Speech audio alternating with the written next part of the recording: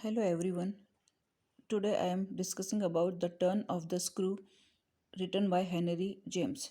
The Turn of the Screw is an 1898 horror novella by Henry James which first appeared in serial format in Collier's Weekly in October 1898.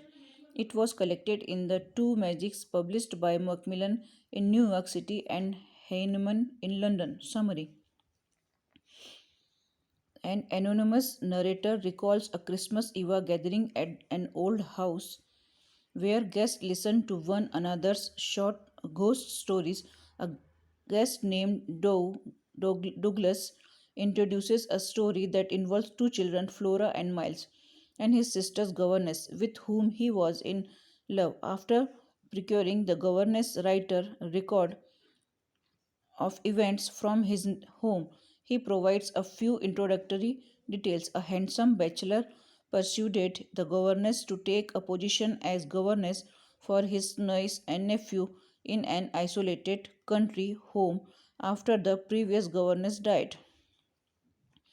Douglas begins to read from the written record, and the story shifts to the governess' point of view as she narrates her strange experience.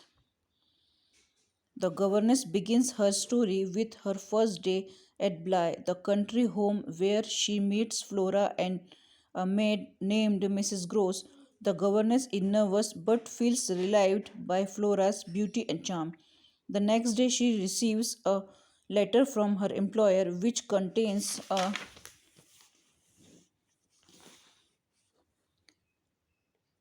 letter from Miles' headmaster saying that Miles cannot return to school. The letter does not specify what Miles has done to deserve expulsion, and alarmed, the governess questions Mrs. Gross about it. Mrs. Gross admits that Miles has on occasion been bad, but only in the ways boys ought to be. The governess is reassured as she drives to meet Miles. One evening, as the governess strolls around the grounds, she sees a strange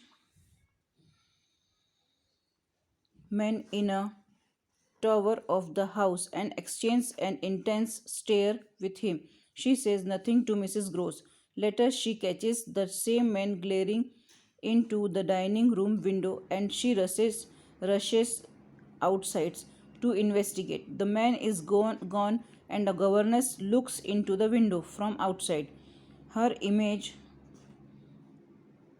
in the window frightens Mrs. Gross, who has just walked into the room. The governess discusses her two experiences with Mrs. Gross and identifies the strange man as Peter Quint, a former valet who is now dead. Convinced that the ghost seeks Miles, the governess becomes rigid in her supervision of the children. One day, when the governess is at the lake with Flora, she sees a woman dressed in black and senses that the woman is Miss Jessel, her predecessor. The governess is certain Flora was aware of the ghost presence but intentionally kept quiet. The governess again questions Mrs. Gross about Miles' misbehavior. Mrs. Gross reveals that Quint had been too free with Miles and Miss Jessel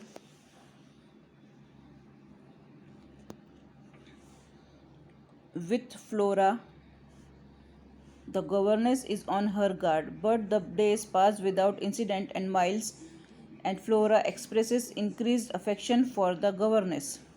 The full of broken one evening when something startles the governess from her reading, she rises to investigate, moving to the landing above the staircase. There, a guest of wine extinguishes her candle and she sees Quint halfway up the stairs. She refuses to back down, exchanging another intense stare with Quint until he vanishes. Back in her room, the governess finds Flora's bed curtains pulled forward, but Flora herself is missing. Noticing movement under the window blind, the governess watches as Flora emerges from behind it. The governess questions Flora about what she has been doing, but Flora's explanation is unrevealing.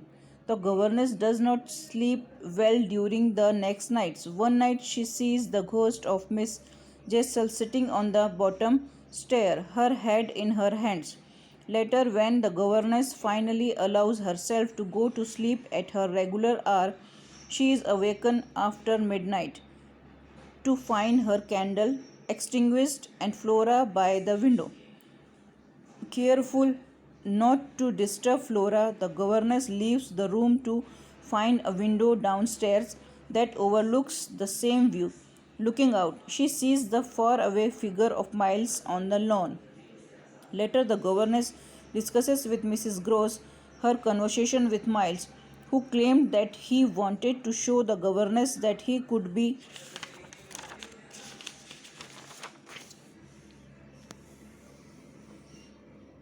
bad. The governess concludes that Flora and Miles frequently meet with Miss Jessel and Quint. At this, Mrs. Gross urged the governess to appeal to her employer, but the governess refuses, reminding her colleagues that the children's uncle does not want to be bothered. She threatens to leave if Mrs. Gross writes to him. On the walk to church one Sunday, Miles broaches the topic of school to the governess. He says he wants to go back and declares he will make his uncle come to Bly. The governess, shaken, does not go into church.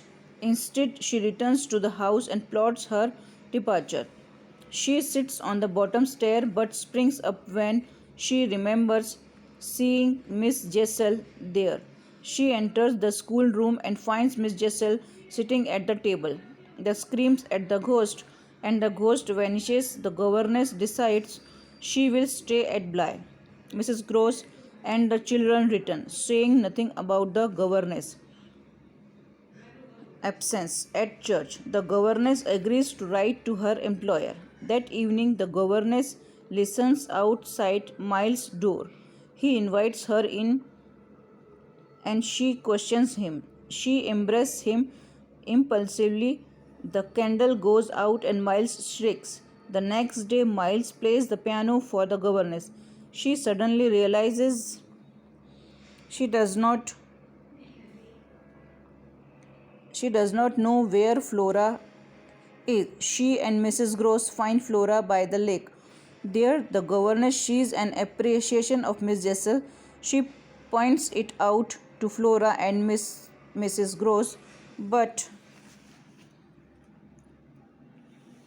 both claim not to see it. Flora says that the governess is cruel and that she wants to get away from her, and the governess collapses on the ground in hysterics. The next day, Mrs. Gross informs the governess that Flora is sick. They decide Mrs. Gross will take Flora to the children's uncle while the governess stays at Bly with Miles. Mrs. Gross informs the governess that Luke did not send the letter she wrote to her employer because he couldn't find it.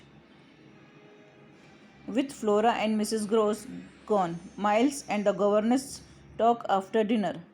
The governess asks if he took her letter. He confesses and the governess sees Quint outside. She watches Quint in horror, then points him out to Miles, who asks if it is Peter Quint and looks out the window in vain.